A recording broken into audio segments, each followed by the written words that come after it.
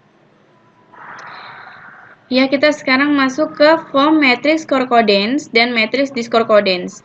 Matriks concordance ini didapat dari hasil perhitungan dari matriks pembobotan tadi. Sama seperti juga matriks discordant.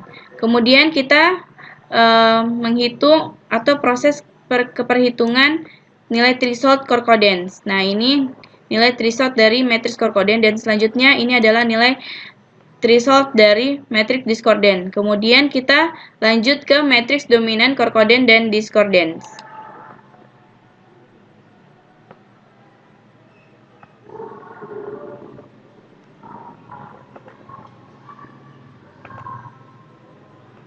Oh ya, sambil menunggu saya jelaskan sedikit. Untuk perhitungan matriks concordant dan discordant tadi, itu adalah dilakukan dengan cara nilai perbandingannya.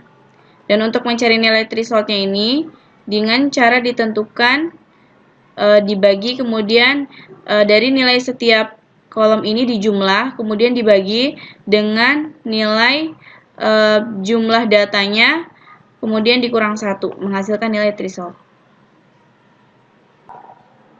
Ya, selanjutnya ini adalah tampilan dari form dominant matrix dominant concordant dan discordance.